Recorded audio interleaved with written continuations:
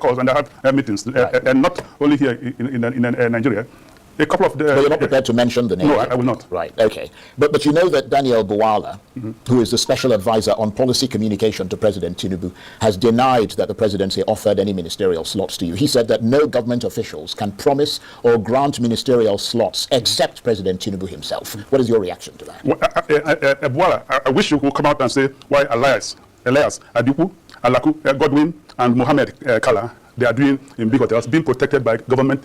The people paid police. You mean, are they now former ADC members or they're still members of the ADC? They are still carrying the cards of ADC. But the government are using them to even try to scuttle the things we're doing. Yeah, but what have they actually done to support this allegation that you're making now? What have they done to support what you're saying? Oh, they have used them to go to court to say that, oh, they don't agree with the things we're doing.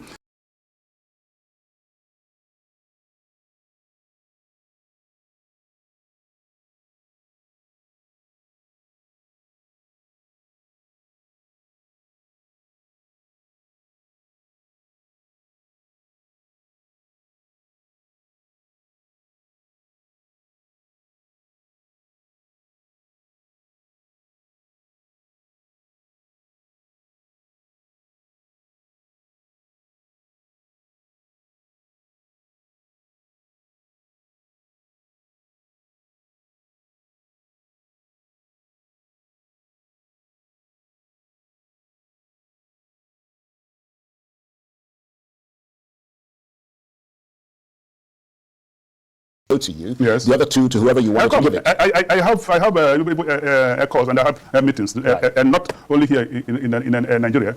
A couple of the. But you're not prepared to mention the name. No, I will not. Right. Okay. But you know that Daniel Buwala, who is the special advisor on policy communication to President Tinubu, has denied that the presidency offered any ministerial slots to you. He said that no government officials can promise or grant ministerial slots except President Tinubu himself. What is your reaction to that? Well, Buwala, I wish you would come out and say why Elias, Adiku, Alaku, Godwin, and Mohammed Kala, they are doing in big hotels, being protected by government.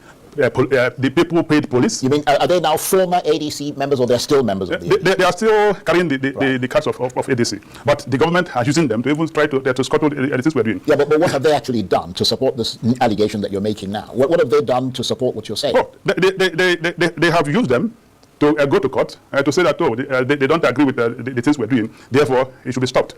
And they are being protected. We have pictures. And we know where they are. It's laughable. A couple of them have reached out to me at least. They were five. They are 5 ADC people. Right. 2 of them reached out to me, and one has was able to run away and write to say he's withdrawing. He can no longer be coerced. The chairman of Niger State wrote to say, "Come, withdraw me from this case," and so on. Right. So and you trace all that. I mean, the people who are going against this ADC coalition from within the ADC, you trace that to the meddlesomeness of the ruling APC party, the presidency? 100%. Right. Who sends 3 policemen and about 1 or 2 SS peppers following each of these individuals, and they are now riding on SUV vehicles and they're staying in luxurious hotels? We cannot afford that. Even me, who until yesterday officially was national chairman, I can't afford that. This money being lavished for nothing, and for now, I don't think the court are tired of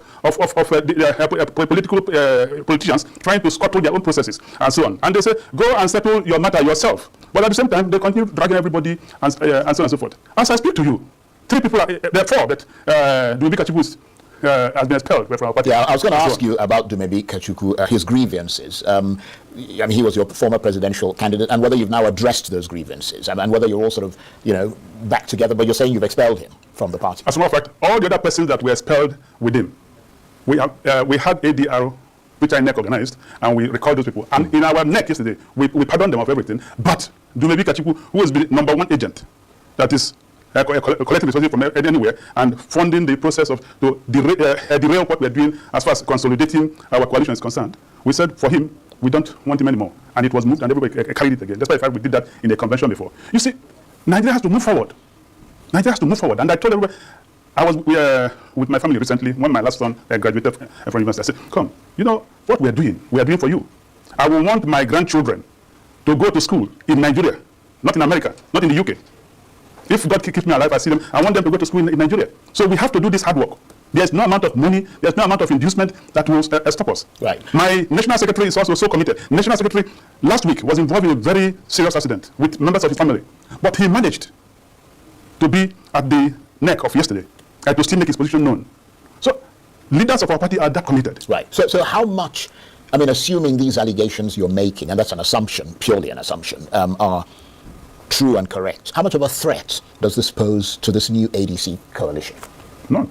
None. Because the Nigerian courts have said, come, politicians, go and sort out your problem. Before long, you want us to decide who will be chairman, who will be a politician, who will be elected, who will be this, and so on. You make the same politicians want to make mess of the politics. And if we fought the military to stay away, and one of the number one architect of Nadeko and so on, by the grace of God, got power and is doing this, and people like us who suffered in Nadeko and so on, wouldn't fight back, we are fighting back.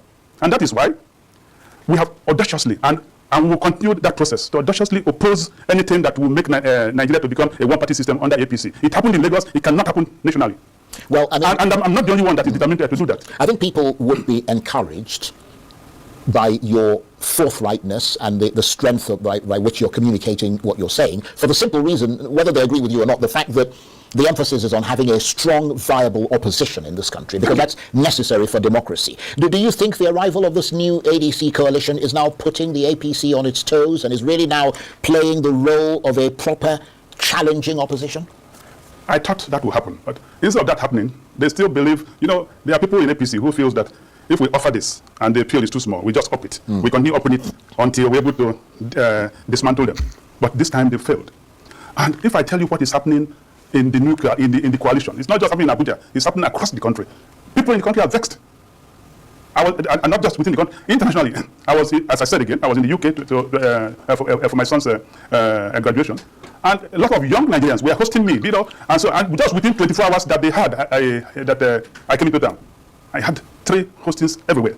As we speak, that's not the fact I'm no longer a chairman, but as I said, I will work more than anybody working from the floor. Yeah, but what is your role in the party now, then? What's your role in this new ADC coalition? A floor member. Right. I'm a floor member. And I like to operate. But you'll always have the distinction of being called the pioneer, the founder and the pioneer chairman. When we started the journey of ADC, we said we are building a public trust. It wasn't about me. It wasn't about Alhaji Seydou Abdullahi. It wasn't about Dr. Mani. And I told him about Ayana Ayarinze or any one of us. Unfortunately, one of the most dynamic guys that we worked with when we were building this, Abdullahi Bello, died 2 years after ADC was born in a tragic motor accident. So at times when we fight, even now when we fight, we remember his memory.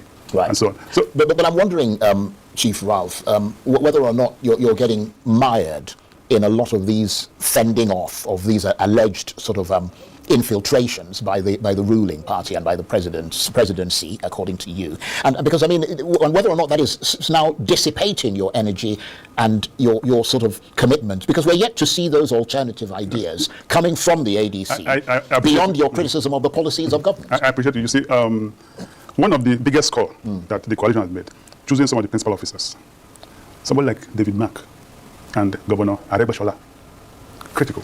And one thing they've done, we take some deliberate steps to smoke these people out and know the things that they want to say.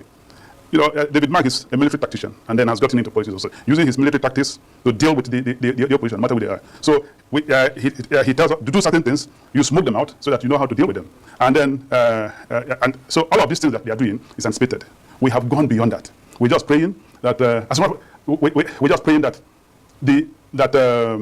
everything will continue going well. I mean, so that all the ideas that they have, or that the new leadership has, will work out well, moving on. Right. Well, I mean, you've said that the ADC is now the party, and I'm quoting you, with the largest membership. 100%. What sort of figures are we talking about?